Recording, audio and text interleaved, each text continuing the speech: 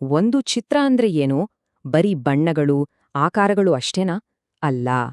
ಕೆಲವು ಚಿತ್ರಗಳು ಕಣ್ಣಿಗೆ ಕಾಣೋದ್ಕಿಂತ ತುಂಬಾನೇ ಆಳವಾಗಿರುತ್ತೆ. ಅದು ಚಿಹ್ನೆಗಳಿಂದ ತುಂಬಿರೋ ಒಂದು ಇಡೀ ವಿಶ್ವವೇ ಆಗಿರುತ್ತೆ.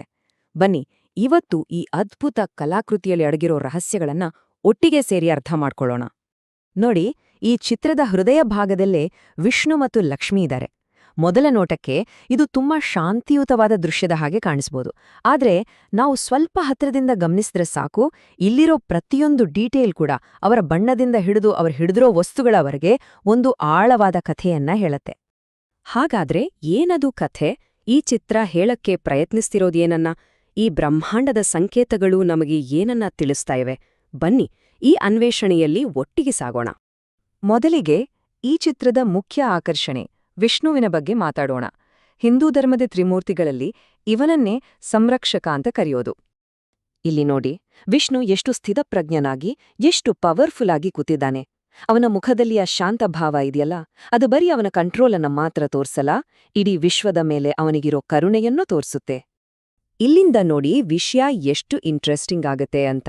ಪ್ರತಿಯೊಂದು ಸಂಕೇತಕ್ಕೂ ಒಂದು ಆಳವಾದ ಅರ್ಥವಿದೆ. ಅವನ ನೀಲಿ ಚರ್ಮ ಯಾಕೆ? ಯಾಕಂದ್ರೆ ಅದು ಆಕಾಶ, ಸಾಗರದ ಹಾಗೆ ಅವನ ಅನಂತ ಸ್ವರೂಪದ ಸಂಕೇತ. ಅವನ 4 ಕೈಗಳು ಬ್ರಹ್ಮಾಂಡದ 4 ದಿಕ್ಕುಗಳಲ್ಲೂ ಅವನ ಪ್ರಭಾವ ಇದೆ ಅಂತ ತೋರ್ಸುತ್ತೆ.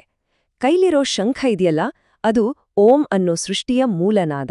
ಆ ಸುದರ್ಶನ ಚಕ್ರ ಕೇವಲ ಒಂದು ಆಯುಧ ಅಲ್ಲ, ಅದು ನಮ್ಮ ಮನಸ್ಸಿನ ಶಕ್ತಿ ಮತ್ತೆ ಅಹಂಕಾರದ ವಿನಾಶದ ಪ್ರತೀಕ. ಇನ್ನು ಅವನ ಕಿರೀಟವಂತೂ ಅವನ ಪರಮೋಚ್ಚ ಅಧಿಕಾರವನ್ನ ಸಾರಿ ಹೇಳುತ್ತೆ. ಸರಿ, ವಿಷ್ಣುವಿನ ಬಗ್ಗೆ ತಿಳ್ಕೊಂಡ್ವಿ. ಈಗ ಅವನ ಪತ್ನಿ ಲಕ್ಷ್ಮಿಯ ಕಡೆ ಗಮನ ಹರಿಸೋಣ. ಅವಳು ಬರೀ ಅವನ ಸಂಗಾತಿ ಅಷ್ಟೇ ಅಲ್ಲ, ಅವಳು ಸಮೃದ್ಧಿ, ಸಂಪತ್ತು, ಅದೃಷ್ಟ ಎಲ್ಲದರ ದೇವತೆ. ಅವಳು ಕೂತಿರೋ ಭಂಗಿಯನ್ನೊಮ್ಮೆ ಗಮನಿಸಿ, ವಿಷ್ಣುವಿನ ಪಾದದ ಹತ್ತಿರ. ಆ ಮುಖದಲ್ಲಿರೋ ವಿನಯ, ಆ ಭಂಗಿ ಇದೆಯಲ್ಲ, ಅದು ಅವಳ ಆಳವಾದ ಭಕ್ತಿಯನ್ನ, ವಿಷ್ಣುವಿನ ಜೊತೆಗಿರೋ ಅವಿನಾಭಾವ ಸಂಬಂಧವನ್ನ ಎತ್ತಿ ತೋರಿಸುತ್ತೆ. ಅವಳ ಕೈಯಲ್ಲಿರೋ ಕಮಲದ ಹೂವು ಶುದ್ಧತೆ ಮತ್ತೆ ಆಧ್ಯಾತ್ಮಿಕ ಜಾಗೃತಿಯ ಸಂಕೇತ. ವಿಷ್ಣುವಿನ ಪಕ್ಕದಲ್ಲಿ ಕೂತಿರೋದು ಏನನ್ನ ಸೂಚಿಸುತ್ತೆ ಅಂದ್ರೆ, ಅವಳೇ ಅವನ ಶಕ್ತಿ, ಅಂದ್ರೆ ಅವನ ಆಕ್ಟಿವ್ ಎನರ್ಜಿ.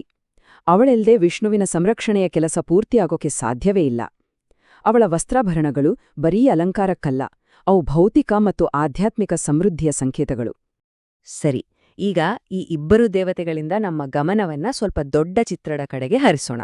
ಅವರು ಎಲ್ಲಿ ಮಲಗಿದ್ದಾರೆ? ಈ ಹಿನ್ನೆಲೆಯೇ ಒಂದು ದೊಡ್ಡ ಕಥೆ ಹೇಳುತ್ತೆ. ವಿಷ್ಣು ಮಲಗಿರೋ ಈ ಸರ್ಪದ ಹೆಸರು ಅನಂತ ಶೇಷ. ಅನಂತ ಅಂದ್ರೆ ನಿಮಗೆ ಗೊತ್ತೇ ಇದೆ, ಅಂತ್ಯವಿಲ್ಲದ್ದು. ಈ ಸರ್ಪ ಕಾಲದ ಅನಂತ ಸ್ವರೂಪದ ಪ್ರತೀಕ. ಅಷ್ಟೇ ಅಲ್ಲ, ಬ್ರಹ್ಮಾಂಡದ ಯುಗಗಳು ಮುಗಿದ ಮೇಲೂ ಉಳಿಯುವ ಶೇಷವನ್ನ ಇದು ಪ್ರತಿನಿಧಿಸುತ್ತೆ. ಇಲ್ಲಿ ನೋಡಿ, ಶೇಷ ಕೇವಲ ಒಂದು ಹಾಸಿಗೆ ಅಲ್ಲ, ಅವನ ಸಾವಿರಾರು ಹೆಡೆಗಳು ವಿಷ್ಣು ಲಕ್ಷ್ಮಿಗೆ ಒಂದು ರೀತಿ ರಕ್ಷಣಾ ಕವಚದ ಹಾಗೆ, ಒಂದು ಛತ್ರಿಯ ಹಾಗೆ ನಿಂತಿದವೆ. ಇದೆಲ್ಲ ನಡೀತಿರೋದೆಲ್ಲಿ? ಕಾರಣ ಸಾಗರದ ಮೇಲೆ, ಅಂದ್ರೆ ಇಡೀ ಸೃಷ್ಟಿಗೆ ಮೂಲ ಅಂತ ನಂಬಲಾಗುವ ಆ ಬ್ರಹ್ಮಾಂಡ ಸಾಗರದ ಮೇಲೆ ಅವರು ತೇಲ್ತಾ ಇದ್ದಾರೆ. ಇಲ್ಲಿಯವರೆಗೆ ನಾವು ಪ್ರತಿಯೊಂದು ಸಂಕೇತವನ್ನ ಬಿಡಿಬಿಡಿಯಾಗಿ ನೋಡಿದ್ವಿ. ಈಗ ಎಲ್ಲವನ್ನೂ ಒಟ್ಟಿಗೆ ಸೇರಿಸಿ ಇದರ ಸಂಪೂರ್ಣ ಅರ್ಥ ಏನು ಅಂತ ನೋಡೋಣ. ಸರಳವಾಗಿ ಹೇಳೋದಾದ್ರೆ, ವಿಷ್ಣು ಅಂದ್ರೆ ಈ ಬ್ರಹ್ಮಾಂಡದಲ್ಲಿ ಒಂದು ಬ್ಯಾಲೆನ್ಸ್, ಒಂದು ಆರ್ಡರ್, ಧರ್ಮ, ಅಂದ್ರೆ ಸರಿಯಾದ ದಾರಿಯನ್ನ ಕಾಪಾಡೋ ದೈವಿಕ ಶಕ್ತಿ. ಹಾಗೆಯೇ ಲಕ್ಷ್ಮಿ ಆ ಆರ್ಡರ್ ಯಶಸ್ವಿ ಆಗೋಕೆ ಬೇಕಾದ ಸಮೃದ್ಧಿ, ಸಂಪತ್ತು ಮತ್ತೆ ಆಧ್ಯಾತ್ಮಿಕ ಶಕ್ತಿಯನ್ನ ಪ್ರತಿನಿಧಿಸ್ತಾಳೆ. ನೋಡಿ, ಒಂದಿಲ್ದೆ ಇನ್ನೊಂದಿರೋಕ್ ಸಾಧ್ಯವೇ ಇಲ್ಲ. ಈಗ ಮತ್ತೊಮ್ಮೆ ಈ ಸಂಪೂರ್ಣ ಚಿತ್ರವನ್ನ ನೋಡಿ. ಈಗ ನಮ್ಗೆ ಸ್ಪಷ್ಟವಾಗಿ ಅರ್ಥ ಆಗುತ್ತೆ ಅಲ್ವಾ? ಇದು ಬರೀ ಇಬ್ರು ದೇವತೆಗಳ ಚಿತ್ರ ಅಲ್ಲ, ಇದು ಬ್ರಹ್ಮಾಂಡದ ಬ್ಯಾಲೆನ್ಸ್ ಬಗ್ಗೆ ಹೇಳುವೊಂದು ಕಂಪ್ಲೀಟ್ ಫಿಲಾಸಫಿ. ಕೊನೆಯದಾಗಿ ಈ ಚಿತ್ರ ನಮ್ಗೇನ್ ಹೇಳುತ್ತೆ ಅಂದ್ರೆ, ವಿಷ್ಣು ಅಂದ್ರೆ ಸುವ್ಯವಸ್ಥೆ, ಲಕ್ಷ್ಮಿ ಅಂದ್ರೆ ಸಮೃದ್ಧಿ ಮತ್ತು ಅನಂತ ಶೇಷ ಅಂದ್ರೆ ಕಾಲ. ಈ ಮೂರರ ಪರಿಪೂರ್ಣ ಸಾಮರಸ್ಯವೇ ಈ ಬ್ರಹ್ಮಾಂಡದ ಅಸ್ತಿತ್ವಕ್ಕೆ ಮೂಲಾಧಾರ. ಹಾಗಾದ್ರೆ ಈ ಪ್ರಾಚೀನ ಕಲಾಕೃತಿ ತೋರಿಸೋ ಸಮತೋಲನ ಮತ್ತು ಸುವ್ಯವಸ್ಥೆಯ ಕಲ್ಪನೆ ಇದೆಯಲ್ಲ, ಅದು ನಮ್ಮ ಇವತ್ತಿನ ಜಗತ್ನಲ್ಲಿ ನಾವು ರಚಿಸೋ ಕಲೆಯಲ್ಲಿ, ನಾವು ಬದುಕೋ ರೀತಿಯಲ್ಲಿ ಎಲ್ಲಿ ಕಾಣಿಸುತ್ತೆ? ಇದೊಂದು ನಿಜವಾಗ್ಲೂ ಯೋಚನೆ ಮಾಡಬೇಕಾದ ವಿಷಯ ಅಲ್ವಾ?